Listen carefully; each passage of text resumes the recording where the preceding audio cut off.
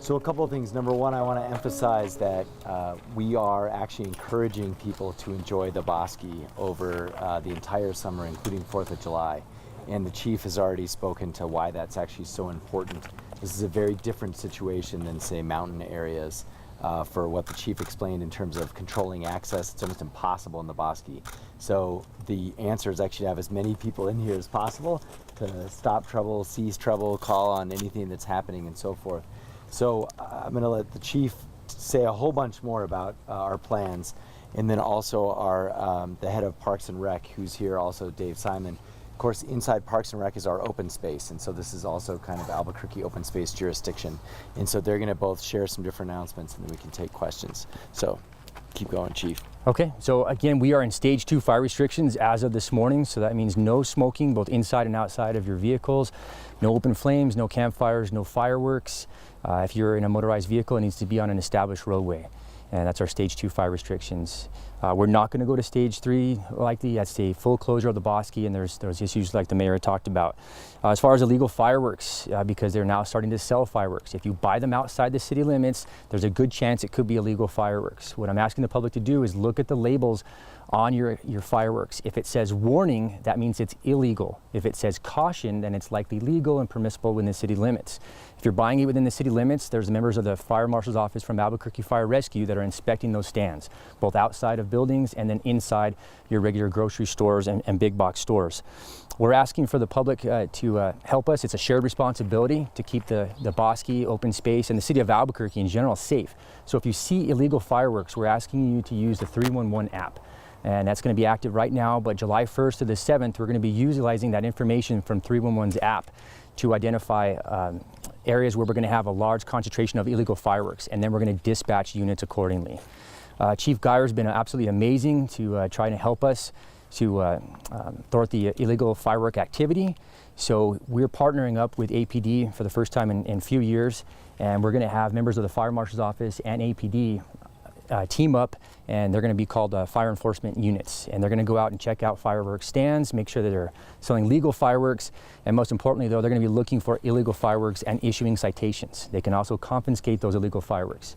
So again, I'm just letting the public know, you buy fireworks outside the city limits and they're illegal, you bring them back into the city and we catch you with those, we will confiscate those and we'll issue a citation. And it's a $500 citation, up to 90 days in jail. So please don't use them. And if you see someone using them, use the 311 app. Open space patrols, so every day since May 26, we have had open space patrols, which is one Bosque truck from noon to 7:30 patrolling the Bosque, the foothills, and the West Mesa. Safe alternatives for 4th of July. What we're asking the public to do is go to Ice Tove's game. That's at 6:35. And if you can't get in there, there's the Freedom 4th at Bloom Fiesta Park. It's free to the public. You can use the park and ride, or you can drive there yourself. I think it's $10 to park there, and it's $1 for adults to use the park and ride. It's free to the public. There's a great entertainment. There's food. It's open from 3 o'clock until, I believe, 10 o'clock. So that's a great alternative. And it's the largest fireworks show in the state of New Mexico. So it's a great place to take your families, and you're going to see great fireworks, but in a safe atmosphere. Good show. Yeah. So, and I want to mention these cameras. So I know just from, I jogged down here with my dog, and I saw at least 2 this weekend. And we're placing these cameras are APD's cameras. They're going to help us for obvious reasons, putting some eyes down inside the Bosque, but also we got a bunch more of these from our state legislature. So these cameras are actually key to public safety throughout our city. But during, in particular, 4th of July, we're going to be using a lot of them to really try and keep on things in the Bosque, keep tabs on things in the Bosque. So Dave Simon, our Director of Parks, which of course also includes open space. We have more open space in Albuquerque per capita than any other city. I believe we are first in open space, which is awesome. But it also means that we got to keep tabs on it, especially over the 4th of July. You want to tell us what we're up to? Thank you, Mayor. Thank you, Chief Dow. You know, Albuquerque's Riverside Forest, or the Bosque, is obviously one of the great jewels of our community. In fact, it's one of the most amazing natural resource assets of any major city in America. We do want to keep it green and not black. Our mission down here and our function through open space is to support and partner with our fellow city departments. So we're very grateful for the strong partnership with Albuquerque Fire Rescue and APD and other departments. City Open Space has forestry, bosque crews down here doing fuel mitigation work essentially 12 months a year. We do some of that work using heavy machines at certain parts of the year, and then during the nesting season for birds, migratory birds, we do a lot of hand work. But we are out here year-round. The other major function that we perform here is education. And it is, the bosque is a resource for us all, and we really, as the chief has said, it's up to all of us to play a role to protect and care for the bosque. So we appreciate the public as eyes and ears in the bosque. We're delighted that the public can use and experience the bosque, and if we all do our part under the chief's outstanding plan, we ought to be able to enjoy this phenomenal recreational natural asset all summer while protecting the bosque and protecting property. We want the public to report anything. If you see something, say something.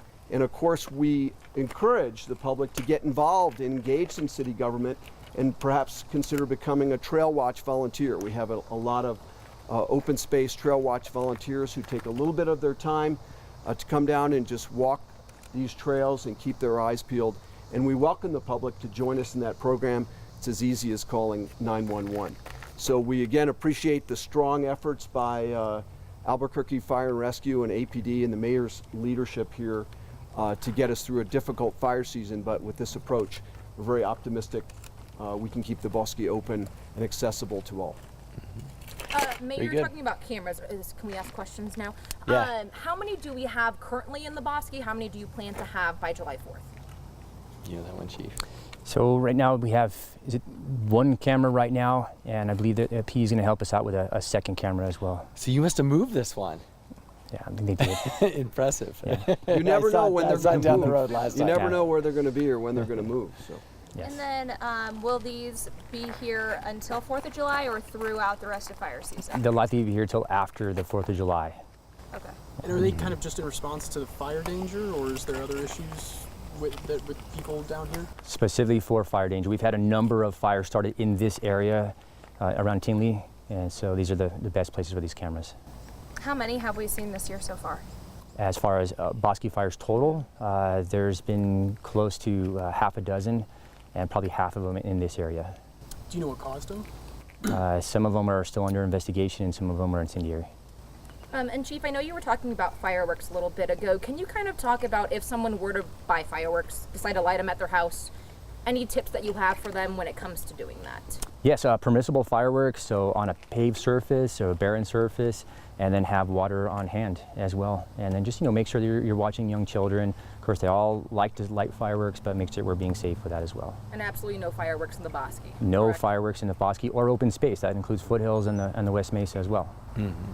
What kind of fines and stuff, I think you might have touched on this, but what kind of fines and stuff will people face if, if they're caught with fireworks in the bosque or any of those areas? It's a citation, $500 up to 90 days in jail for illegal fireworks. You've already kind of explained this walking over here, but you say we're in a stage 2? Stage 2 fire restriction. Can you explain to us, maybe somebody who doesn't know what a stage 2 is, just what they can't do during stage 2 if they're walking down here? Absolutely, it's a little different. So stage 1 is basically we don't want any fireworks and we don't want any smoking outside of vehicles in the bosque. No campfires, no camping in the bosque as well. When we go to stage 2, we're asking that you not use any, obviously chainsaws, any spark emitting equipment. There's obviously no camping, no smoking inside or outside the vehicles, and of course still no fireworks. So just a little difference. And then stage 3 would be a total closure of the bosque, which again we talked about is not something we want to do. Why are we seeing the majority of the bosque fires here in this area? Is this where most people come, or? That's a good question. I mean, we do have a large population in this area. There's a lot of recreation that goes along around here. Proximity to Tingley Beach might be part of it, just because there's so many people, right there. Okay. So I would just mention too, remember that Dave mentioned it, but the foothills is also always a concern, right? And we had a very large fire up there earlier in the year. And so, we're doing this here in the bosque, but I think what we learned is that, and relearned, is that the foothills is also always at high risk for all the same reasons.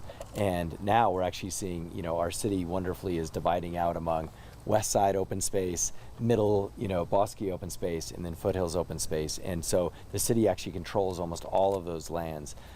And so this is something that truly is a citywide concern. Even if you're not down at the bosque, think of the nearest open space near you, and it's worth keeping eyes and ears on that.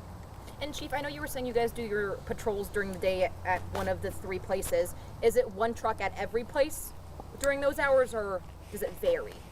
So right now we have one truck from 12 to 7:30, and they can roam wherever they feel there's going to be danger. And we ask that they stay familiar with all those areas, both the Bosque, West Side, and the foothills.